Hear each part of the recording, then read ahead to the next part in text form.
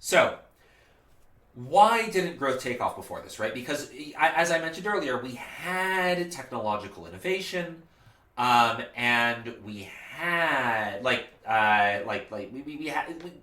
we had gotten better at farming over time, right? It's not like Game of Thrones where for the past 2,000 years they've been stuck in this medieval world, right? People were getting better at doing stuff over time. It's not as though the first inventions happened in the Industrial Revolution and people just never thought like, oh, what if we invented stuff and got better at things, right? No. We've been improving for a long time. And the reason for that was actually articulated by Malthus. And if you've never heard of Thomas Malthus, he's famous for saying, we will never get rich. Why? As a human species, we will never get rich. Why is that? Because every time we see a technological improvement where we get more money, we have more kids, right? And there's a limited amount of land, right? And we can only grow so much food on that land. And so let's say we come up with a new fertilizer that allows us to grow more food on the land. We're just going to have more kids. And then the next generation, there's going to be more kids. And you still have the same amount of land, right? You're still constrained by the land. And even though the land is more efficient, let's say you made the land twice as efficient and then you had twice as many kids, the next generation is poor again, right? Because twice as many people for twice as many resources is the same amount of resources per people, right? And there are some people who make fun of Malthus because Malthus turned out to be wrong when he said it, right? He's saying this sort of on the eve of the Industrial Revolution. He's like, this isn't going to last. We're going to be poor. And he was wrong about the Industrial Revolution, but he wasn't an idiot, right? And he was right for most of history, right? Remember that graph from earlier where income sort of goes flat, and then spikes?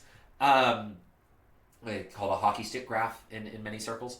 That had been happening for most of history, right? Again, right? The Roman Empire, right? You see gains from trade, right? There are times in Chinese history where there are periods of prosperity and good weather and competent governance in which people are getting richer over time, and there are new technologies that new investments in infrastructure that enable people to irrigate their farms more easily and get more crop yields, right? But the problem is that in each of those time periods, eventually people have more kids, and you end up in the same overall income, right? And so the idea of the Malthusian model is the birth rate increases. It's right. So to put it in a graph, sort of like you would see in Econ 200, right? The y-axis we have birth and death rates. On the x-axis we have income per person, right? The death rate falls as income rises, and the birth rate rises as income rises, right? So that makes sense, right? When people have more money, they have more kids, right? That is true even today, by the way. It is two things can be true at the same time. Most children in the U.S. are born on welfare. It is also true that when people get more money, they have more kids, right? But it's that different types. So if you were to give someone money, they're more likely to have kids. But people who are poor or on welfare are more likely to have kids than people who are not. It has to do with differences in the types of people who are at different income ranges. And so when people get more money, they have more kids. And also, when you get more money, right, you can afford better medicine. You can feed your kids more, right? You can eat more, right? That's going to improve your health over time, and the death rate falls, right? And the Malthusian model says those two things are in the long run going to reach an equilibrium, right, where the birth rate meets the death rate, right? And that's going to, you see where those two lines hit, much like a supply and demand curve, right? That's going to give you the birth and death rate, which are going to be equal. If the population reaches an equilibrium, that's stability over the long run. And you're going to get an income per person that's going to be stable as well, right? So on this graph, right, this is P star and Y star. If you just want to see the death rate, that's this lower graph here. And this model, it was wrong when Malthus said it. It did not hold for the Industrial Revolution because innovation sort of overtook the rest of the process, where innovation got so rapid that all of a sudden it wasn't next generation. Okay, so we have twice as many kids this generation, and then next generation, right? Our fields are still, they're twice as productive, but they're still only twice as productive. What happened was, okay, we had twice as many kids, but those kids were also super innovative, and so they actually quadrupled crop production. And then they had 4 times as many kids, but then the next generation made it go up by a factor of 8, right? And so we got that growth, and then eventually people stopped having kids, which we'll get to in a second. The Malthusian model broke apart, where just innovation got so high that it overcame the gravity of the Malthusian model in some senses. Now, what in the Malthusian model? How do you get higher incomes in the long run? You can have shifts in the birth rate or the death rate, right? So let's say the pill is discovered, right, and birth rates drop, right? Birth rates drop, right, from here to here, right? Birth rate drops down. We go from the old P star to the new P star star, right? And P is a bit that's the birth and death rate, and we go from the old equilibrium income to the new equilibrium income, right? Which you can see in the printed form down here. And so the idea is that if the birth rate or the death rate shifts, you can see permanent increases in income, right? So if birth control is invented, right, you can see a permanent increase in income, a permanent decrease in the death rate. At the same time, on the other hand, right, if the death rate increases, right, you can also see a permanent, right? So if the death rate increases, as opposed to the birth rate falling, right, so the death rate goes up for every income. Right, so let's say, nope, stop that. Let's say the death rate goes up. Let's say the death rate goes up. Actually, both the birth and death rates rise, right? And but you still actually get an income increase. And what's interesting about this is that actually is what happened during the Black Death, right? After the Black Death, death rate spikes in Europe for a very long time. People have more kids, birth and death rates go up. And at the same time, income increased, right? So the Malthusian model actually held pretty well for most of history, and it's why we didn't get SPIGs, sustained per income capita income growth, before then, right? So this is, again, this is maybe the earliest model of health economics I'm aware of, where it's saying, hey, your health is your death rate here, right? It's affected by your income. And as a result, health and income are going to affect each other, right? So if you see a decrease in death rates, this is one of the weird predictions of the Malthusian model, right? Let's say death rates fall, right? We get better healthcare, right? Death rates fall. And then, so what happens? Well, death rates fell. Woohoo! Awesome, right? We improved we improved death rates, but income falls as well. So in the Malthusian model, when you get better at medicine, you get poorer, right? Over the long run. Right? So you'll have a few homework problems related to this, mostly just to make you think it through. This is not a commonly used model in economics today because it no longer applies, because technological growth has outstripped population growth by so much. But it is the first model of health economics that I'm aware of, and so I think it's worth covering just at the start of the course. So let's take off with some empirical evidence for the Malthusian model, right? Because as I said, it doesn't hold today, right? The Malthusian model, if you think through a Malthusian lens, right, that's the population bomb, right? That was a big deal in like the 70s or something. Before my time, people were saying, oh no, world population is going to get too high and we're all going to die, and so we need to stop overpopulation and it's a disaster, right? That didn't happen. Right now, people are actually concerned about the opposite, where they're concerned about not having enough kids. We'll get to that in a second. But they were basing it off of Malthusian arguments. So like, there's only so much land, right? We can only, like, there's only so much technology can do. It turns out that at a certain point, technology really took off to the point where actually, no, there doesn't seem to be much limit on human innovation in the long run. We have actually, every time our population's doubled, our agriculture production has gone up more than that. But it's really important to note that we actually have pretty good evidence that Malthus was right. Basically, he was right, and he was describing everything that happened in history up until that point accurately. And then he just looks like a bit of an idiot because when he's making that prediction is the first time it turns out he would be wrong, right? But we can see here, right? So this is wages and population in England, right? They go in the opposite direction, right? So when population rises, wages fall, right? And when populations fall, wages rise, right? That's exactly what the Malthusian model would predict, right? Right, where when population's low, right, there's lots of land is plentiful, and so people start having more kids, and and their incomes are high. But then when the population's really high, right, when the population's up here, there's not much land to go around, and so, the population's up here. There's not much land to go around, and so people don't have as many kids, and their wages are very low. And then you can see sort of around the time period of the Black Death, right? That's 1400 to 1500, and a little before.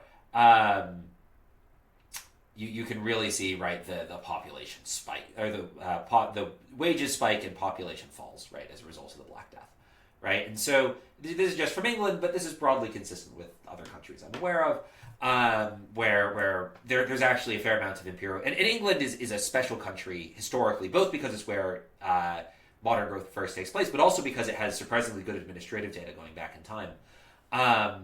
But we see this very clearly in England, right, where we see, as the Malthusian model predicts, we see income and population moving in the opposite direction, right? So when we get rich, we have more kids, and then those kids are poor because there's not enough land to go around anymore. So again, he was right for thousands and thousands of years, right? He was describing a historical phenomenon that had been occurring, that had occurred that way and had always occurred that way, but he was wrong when he was saying it about the Industrial Revolution, right? He was wrong about modern growth, right? So here we see GDP per capita and population in England from like 1300 to 1870, right? So late 1800s, right? Again, they're all really low for a really long time. And then they start going up a bit, right? 16 to 1700, right? Like we saw in that earlier graph, right? England does get some growth. Then late 1700s, first thing that happens, GDP, boom, through the roof, right? That's the Industrial Revolution, right? Second thing that happens, population, up, right? Not as fast as GDP, but still goes up, right? People are having more kids because of the Industrial Revolution, right? They're richer, more kids. And they're dying less frequently, right? So they're having more kids, they're not dying as often, right? Population goes up. And then at the same time, though, GDP per capita is also rising. So what we're seeing here is really for the first time in history, is we're seeing GDP per capita income growing, right? Now we had that in the Netherlands and England before the Industrial Revolution, but in the Industrial Revolution it really takes off. Right, we can see that in that little arrow that's remaining. We also see the population increasing and the GDP, right? So before this, right, we can see here, right, where wages and population are moving in opposite directions, right? This is really the first time in history where we're seeing sustained per capita income growth. And not just, we see sustained per capita income growth before the Industrial Revolution, but it goes berserk during the Industrial Revolution. GDP goes through the roof, population also rises, and per capita growth is also starting to go exponentially, right? So if you continue the graph, it would look something like this as well. So the other thing to note is that so Malthus was wrong about the Industrial Revolution, and he was wrong about the Industrial Revolution because he wasn't anticipating that our innovation rate would go up so much that the reason he was wrong was because our innovation rate increased so much that even though our population was going up, our money was our wealth and our ability to grow crops was rising faster than that. Now, the other thing he was wrong about was that as people got richer, they would have more kids, right? And it was, again, Malthus was a smart guy, right? Really smart guy. He was not an idiot, right? That's how it had worked every single time in history. When people got richer, they had always had more kids. And that's what happened in the Industrial Revolution, right? So the Industrial Revolution, people get richer. They have more kids, right? They keep getting richer. They keep having more kids. Death rates start falling. And then, after death rates start falling, they start having fewer kids. So, as death rates fall, as life becomes more predictable, and there's less of a chance that all your kids die at once, you start having fewer kids, right? And so eventually the birth rate starts falling, right? So we can see here, right, we can see death rate in England, right? Again, a lot of this data is from England because we have good data from England on this, right? We can see death rate kind of constant, starts falling there are good times and bad times, right? But it starts falling in late 1700s. It starts falling, birth rate goes up, right? And then after the death rate has fallen, right? Important to note, death rate falls before birth rate, right? So it's not that the birth rate, the decreased birth rate you might think like, oh, birth rates fall, and so that means more resources, and so there's less competition for resources, and people are living longer. That's not what's happening here, right? The death rate falls before the birth rate does, right? So you could make the argument that it's actually, oh, parents know their kids are going to live longer, so they don't need to have as many kids. That's an argument you could make. But after the death rate has already started falling, then the birth rate falls, right? So eventually the birth rates start falling. And this is consistent, right? This is across the world. As the world has gotten much richer, birth rates have fallen. It's happened in every country where things have gotten richer. Some places it's at a level of crisis, right? South Korea, Japan are at crisis levels of fertility, where I think South Korea is at significantly less than a single birth per woman, meaning their population is going to shrink by over half each generation for the foreseeable future, which is nuts. So why might getting richer, why might that cause a drop in fertility? Why might that cause people to have fewer kids? You might think like, oh, but before the 1960s there was no birth control, and you're like, yeah. But people actually had ways of reducing fertility before the pill, right? There was well documented where they would not engage in sex, or they would, engage in non-penetrative sex. It's not just that we had the pill, right? Again, we can see the drop in births this is 1800s, is happening before the onset of the pill, right? So it's not just the pill causing the drop in fertility, right? So it may be the decline in mortality causes a drop in fertility, right? This is what I said earlier, right? When you have, when it might be the case, right? If 1/5 of all children die before adulthood, die before the age of 5, right? And let's say half of all children, or close to half of all children, are dying before they hit adulthood. That means for any given family, right? It might be that you might lose 5 children to random chance and disease, right? So if you want to have kids, and you want to, have kids that last to adulthood, you just need to have tons of kids, right? And so once you so if you want to make sure you have, let's say, 1 adult kid to take care of you when you're old, you need to have 7 kids to make sure that one makes it, right? So that might be why the decline in mortality is causing the drop in fertility. Could be the increased opportunity cost of having children, right? We mentioned that as societies develop, right, you need mechanics, right? You need accountants, right? And these people require education. And education education and they need education, they need mentorship, right? That is often provided by parents, or even if it's not directly provided by parents, right? They might pay for a private school or help their kid with homework, right? So if you don't need to educate your kids, right, there's the cost of kids falls a lot, right? What's a kid, right? Well, by the time you're 7, you can have them running errands for you, right? So there's only a few years where they're actually really useless, but if you need to educate them, they're effectively useless until they're done with their education, right? So today, when most people are graduating high school, most people are attending college, not everyone graduates, but I think it's most people attend college, but fewer than 50% graduate. So over 50% of the population attends some sort of college, but fewer than 50% of the population graduates from college. But almost everybody is, high school dropout rates are still higher than we'd like them to be, but most people are graduating high school, right? That's 18 years of a useless kid, right? That's not doing anything other than sucking up your resources and not contributing, right? Say what you will about child coal miners, but at least they're bringing in income to their parents, right? For the record, I'm anti-child coal mining. So when you, it could be that the opportunity cost of having children is increasing because you need to pay more attention to them, and because also there's more stuff to do. Like, what are you going to do this is actually a theory on why we didn't get crazy growth after the Black Death, right? Why does it happen when it doesn't not after the Black Death? Because wages do rise during the Black Death. Why doesn't that continue? There's actually a theory that there was nothing good to buy, and so people just stopped working at a certain point because there was nothing good to buy with their wages. So we have better things to do now, right? Like, We can go to the fair, right? Or you can play video games, right? There's all sorts of things you can do. You can go to the movies, right? You can go see a play, right? As your income rises, you have more interesting things to do than sit at home and farm or watch kids, which are the two things you can do if you're in the 1400s, right? And you're a peasant, right? So it could be an increased opportunity cost of having children. Could be the economic benefits of having kids fell, right? So like I mentioned earlier, right? If you're not educating your kids, they can work for you. If they work for you, they're bringing in money, right? So the kid is, in relatively short order, going to be a useful person around the house and on the farm.